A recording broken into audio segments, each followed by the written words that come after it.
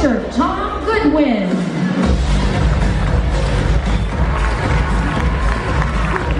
Hello. Welcome. This is the end. You've made it to the end. It's been an amazing 3 days. I was here at the start. I saw Patty McCord speak. She was wonderful. I'm aware in that time you've learned a lot. There's been a lot of knowledge that has been shared. So I'm not really here to share knowledge. I think you've learned enough.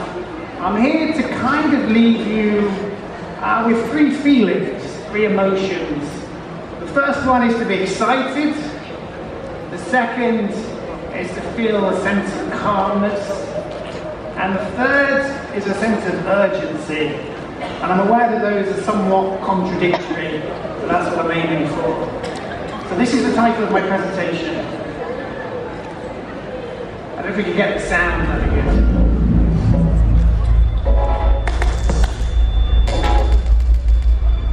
When our tools shape us. There's an amazing quote about technology. First we shape our tools, and then thereafter our tools shape us. So far we have shaped a lot of tools. We have incredible technology at our disposal, but I'm not entirely sure that we've rethought what we've done. I'm not entirely sure that we've let those tools shape ourselves, our business models, and I'd love us to get a little bit more excited about what is possible today. Not the future, but what we can do right now. There is an incredible relationship between technology and culture and society and creativity. It was the invention of the elevator, the humble elevator that allowed skyscrapers to be constructed like never before. If you were an architect and you worked in this era and the elevator was invented, that was a great time to do your job. That was a wonderful day that you had experienced. If you worked as an architect and someone invented computer-aided design, that was a wonderful day. All of a sudden you could construct buildings like this that you never dreamt that you could make before. A wonderful day to be an architect. Even something as somewhat secondary as an app like Instagram has completely changed the lives of architects who now get briefs to create things like this. I don't know if any of you have been there yet. This is $250 million worth of sculpture. It exists entirely to be in the background of people's photographs. It's there to be honey to people to come to an expensive shopping mall.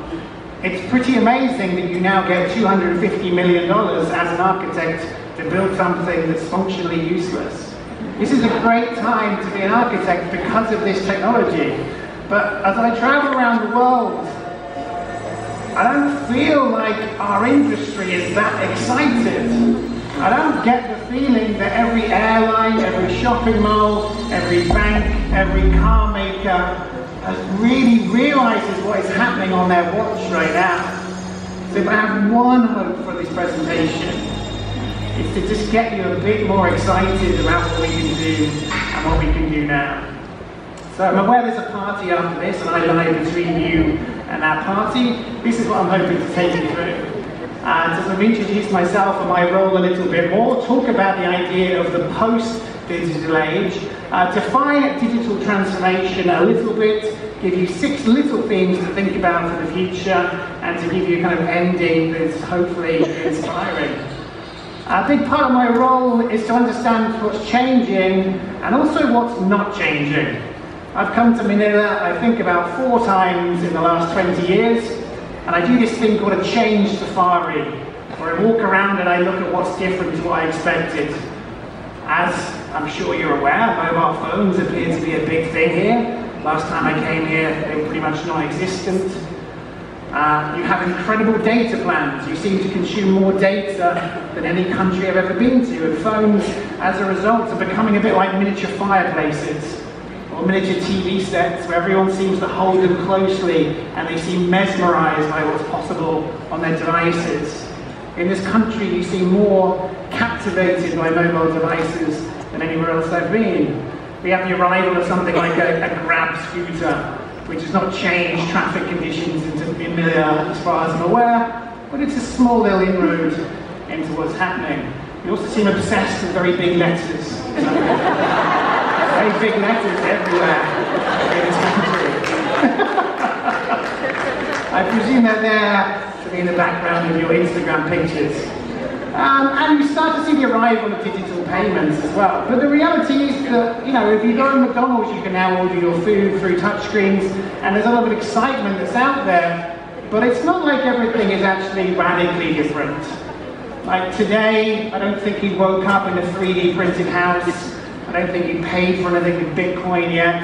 I don't think his room right now is significantly different to how it was 20 years ago. I don't think that much is necessarily changing. You still have bookstores all over the country. You still have telegraph wires, which are very messy everywhere. And this is not an electronically powered self-driving vehicle. This is somewhat similar to the past. And my point is that we have to be very careful. We have to be very careful we don't say simplistic things like things are changing faster than ever. We have to be aware of the changes that exist and the changes that don't. And we need to be aware of their meaning as well. Some of these changes are very significant and some of them are not. We talk a lot about things like virtual reality. I don't know if it's changing that many aspects of business. We talk a lot about voice. I don't think I'm wearing different clothes for different reasons as a result of owning a smart speaker. Like, we need to be very thoughtful about what the implications and the meaning of technology actually is, because it's things as boring as click and collect, which don't tend to get talked about that much. It's something as boring and prosaic as this that could actually be transformational to people's bottom lines. So I try to look at what's changing, what's not, what matters, what doesn't, and I try to look at where that change is. Because it's very easy to misunderstand the distribution of technology. For example, I'm sure you know this, but you are number one. The Philippines is by far the world's most internet using country. You beat everyone on the planet. I don't know if this is something to be proud of, but you need to be aware that when people come here and they talk to you about how important the internet is, it's somewhat patronizing for them to do so, because you get it. Because you've probably had it for longer than they have, and you use it more than they have as well. At the same time, other things are not quite as advanced. So I'm aware that the use of cash is more significant here than many Asian countries. We also need to focus on what's about technology and what's about people. There are many, many, many people who talk about technology. There are not that many people that talk about how it affects people. So I love images like this, which show how kids interact with screens. These are the sweat marks of disappointment. Hundreds of small kids have come up to this screen and touched it, and then realised it's not one of those screens. And it's little moments like this where you begin to understand how the world will change. You'll begin to realise that 5, 7, 9-year-olds today will grow up in a world that we have no understanding of. Their expectations of what technology means, the way that they buy things, the behaviours that they exhibit, will all be radically different in ways that we can't imagine because we've learned things in the old world. I'm obsessed with society.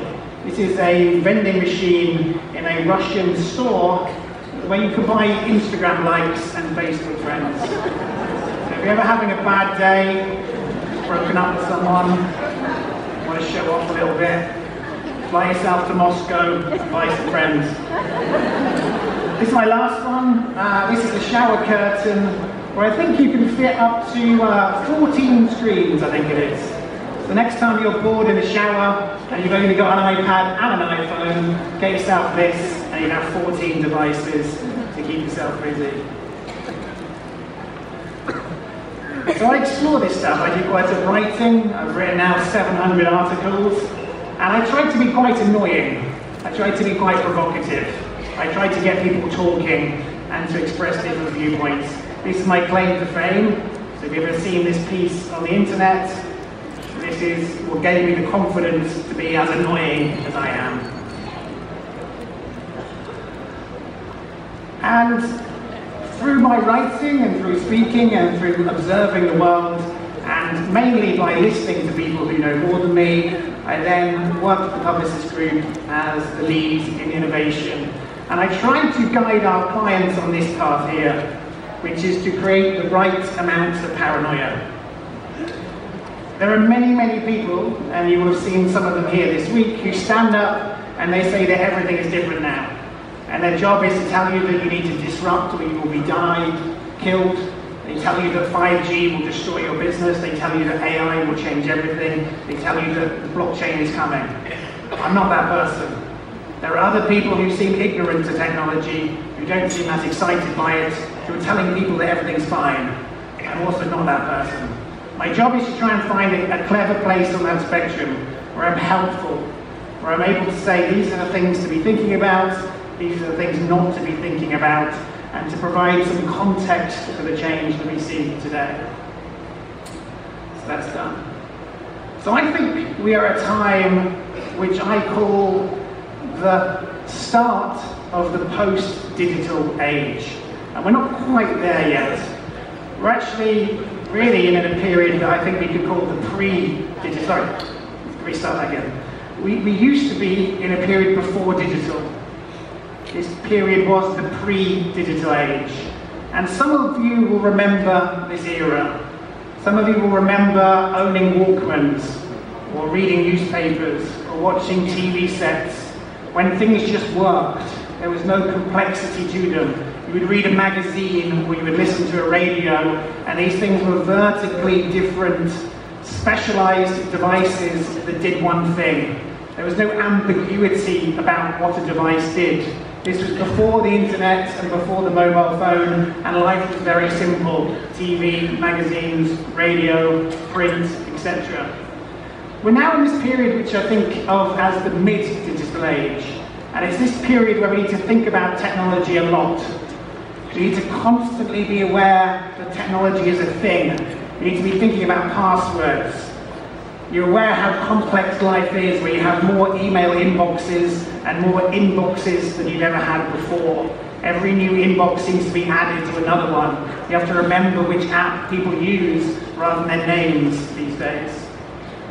We live with the old and the new at the same time.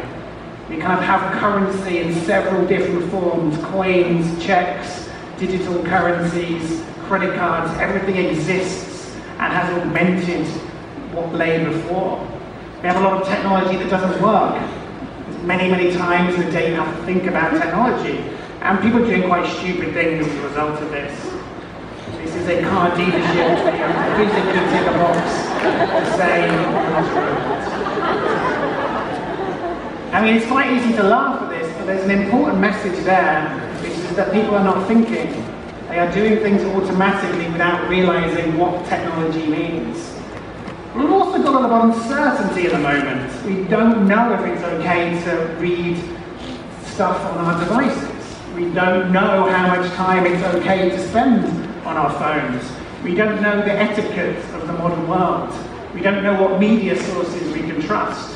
We are in this period of incredible complexity, incredible confusion, incredible uncertainty, and I think of that as being the mid-digital age. And because of this uncertainty, and because the future isn't quite known, and because it's complicated, we are scared. And when we are scared, we tend to do the least amount of work that we have to and hope to get away with it. So generally speaking, the world right now is us taking what we've done before and pulling it through a new digital frame. So we take things like TV ads and we stick the same material on YouTube. We take a beautiful print-like advert and we take it and we stick it on Instagram. We take something like a paper catalogue and we stick it on the internet and we call it e-commerce. We take the very same products with the same product formulations and the same packaging and the same size material and the same business models, and we put them for sale online. At no point do we rethink. At no point here have we rethought what an e-commerce store should look like. We've not rethought what a TV ad can become when it's video. We've not rethought what social media makes possible in advertising. We pull what we've done before through. And this is very common for any new technology. It's happened with the steam age, it happened with the water wheel, it happened with the Industrial Revolution, it happened with electrification. It's very normal that we follow these two stages. Stage one is where we augment. We take what we've done before and we add new technology to it. Stage two is where we build what we should have done in the first place. Stage two is when the real progress is made. And it's this stage two, this period of rethinking what we make, which I think is incredibly exciting. And it's that period that I talk about when I refer to the post-digital age. It's creating what we should have done for the first time. And that's why I think this is a great time to be here. That's why I think this is a great time to do our jobs. Because now we get to understand what technology means. We get to realize that the entire world is surgically attached to their phones. We get to realize that abundant, free data everywhere is the new normal. And in that environment, rather than taking what we've done before, we now get to construct new things. We get to construct what advertising should be. We get to construct what marketing should be. We get to rethink business models and create new business models based on this. And that makes it very exciting. A key way to do this will be to understand the notion of digital transformation. And I'm aware, and it is a wonderful thing, that digital transformation has been a key theme throughout this entire program. It's very exciting for me to know as a country and as an institution and as an industry you understand how important this is, because most places have not understood this yet. So you are very well positioned for the future. The first thing we need to do though is to define what digital transformation is. And people have different opinions, and that's great. For me, digital transformation comes down a lot to the depth of transformation that you see. A lot comes down to understanding how companies are constructed. The companies are basically like an onion with concentric layers, each built on the layer underneath it. At the very, very core of a company is its business model, its mission, its reason to exist.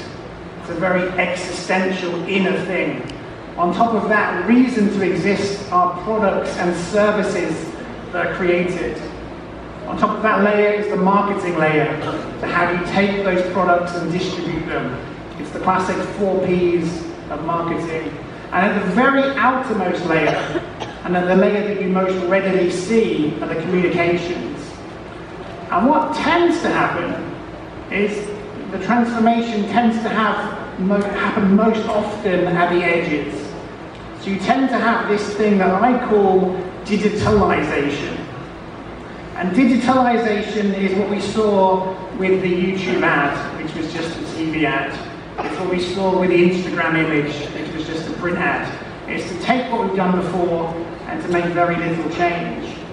Now, digitalization is very superficial, it's very surface level, but it's very cheap to do, it's very easy to do, it's very quick to do, and it's politically very easy because you don't need buy-in from anyone to do it. You can do it alone in your department. But digitalization, I don't think is the future.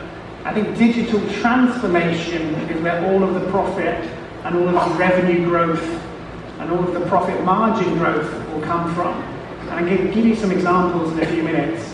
But digital transformation is to go much deeper. It's to really reimagine the entire point of a company. It's extremely deep, it's very slow. It takes a lot of political buy-in because you have to work with different departments. And it's extremely expensive. So this is not a kind of pill that's easy to swallow. So what we have right now are basically 3 different types of company in the world. We have the ones that we celebrate most often, which are the new, trendy, exciting companies which are built for the digital age. These are the likes of Uber, or Alibaba, or Spotify, or Tesla, or Amazon, or Snapchat, or Google. These are wonderful companies. These are some of the fastest growing and most valuable companies the world has ever known. I don't think they're necessarily technology companies. I think it's better to think of them as companies that use best-in-class technology, but have been reimagined and rebuilt and built for contemporary behaviors and expectations. Not all of them are huge, some tiny examples, but this is a company called Metro Mile in America, and it just allows you to pay for your car insurance based on how many miles you drive. It's a very simple way to rethink what insurance should really be about. Another one would be Grab. Grab is a great example of what is a very thin horizontal layer that allows you to get food, allows you to get transportation, now has special events that you can go to. And just a local example I'm aware of is a way to rethink lending, to rethink credit scores. So these examples are just small, bite-sized elements that show what happens when you create a company from scratch for this new period of time. What tends to happen is that large legacy companies digitalize. So they do the thing which was the outermost layer of the onion.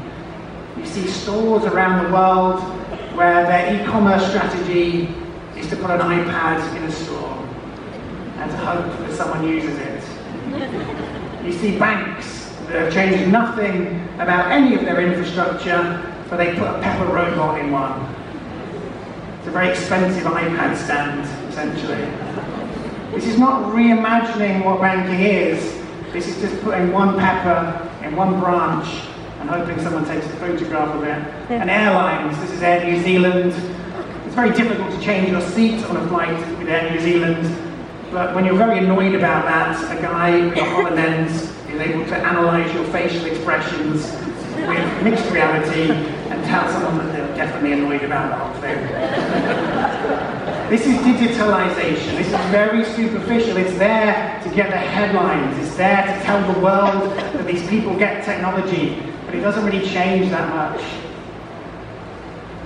What we really need is to go much deeper. It's to look at digital transformation. And there are very, very few examples of this. The first one that springs to mind is Netflix.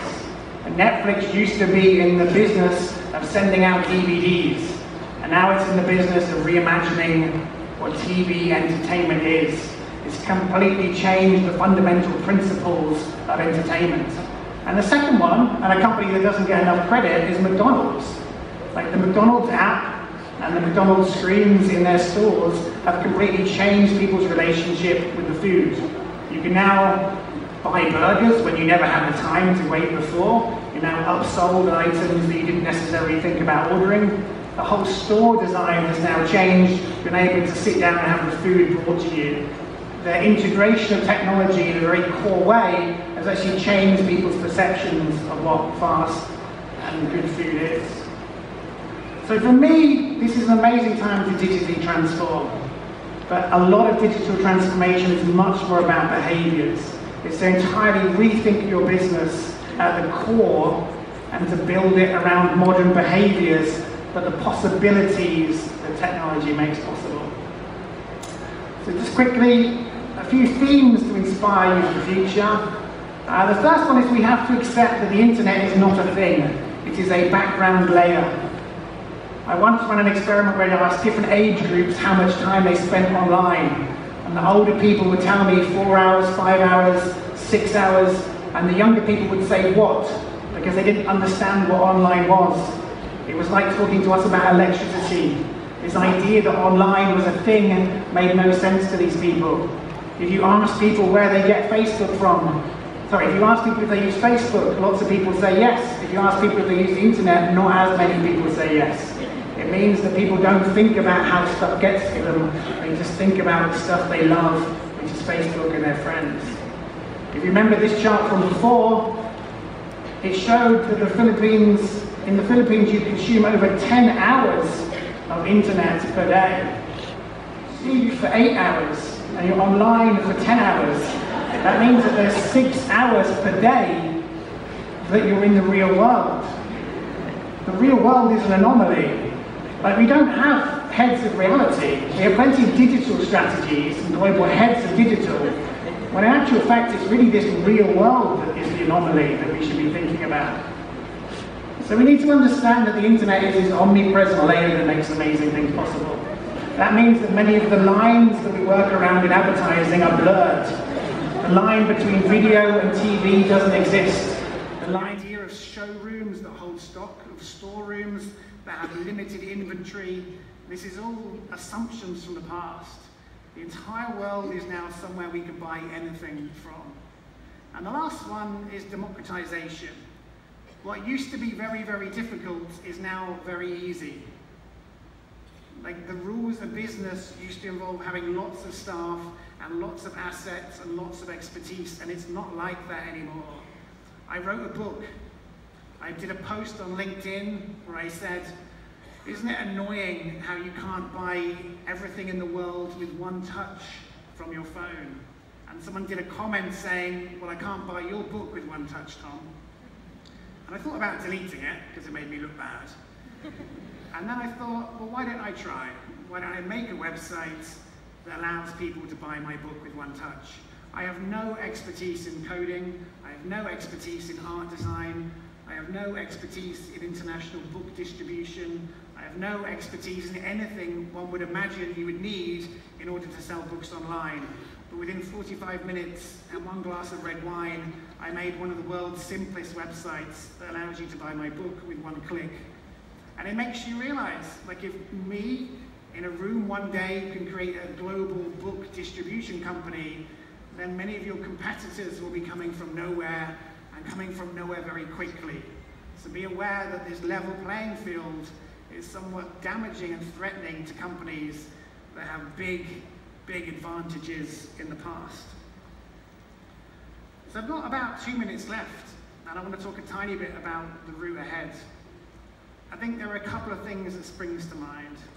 I think the first thing is that it's great to be knowledgeable about technology, and it's great to love technology, but we really need to focus our efforts on people. How can we create consumer delight? How can we help people make decisions? How can we take money from them in a more frictionless way and in a way that they're happy about? How do we bring diverse teams together? We need people who understand different expertise. We need people who come from different cultures, people who are kind of neurodiverse. We need teams of people full of energy and friction and differences, because that's how you create progress. It is far easier to build today than it is to change or to destroy. The democratization that I was talking about shows quite how easy it is to create. But if you have a large company, as Patty spoke about, it's extremely difficult to bring about change. So maybe the solution lies in creating your future rather than changing what you have. I would say as a country and someone who lives in America, you should probably be looking more towards Asia, more towards markets like Australia, markets like China, because actually that's where many of these real advances are happening fast. America is not the future. It feels often like the 1970s when I lived there. We tend to be very backwards looking as an industry. We celebrate work that wins a Cannes, that was based on ideas that came to us 2 years ago, that was based on briefs that came to us 3 years ago, based on consumer data that's 4 years old. We love looking at case studies. We love looking at work that's best practice.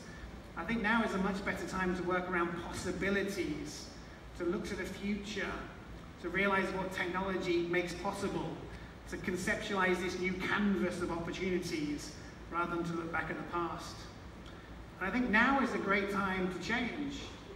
I think it's easy to think that 5G will come along and make new things possible, or that AI will get a little bit better next year, or that cryptocurrency, or that some new type of HTML language. We keep on thinking if we can just wait one more time, then things will be right for us to make this leap.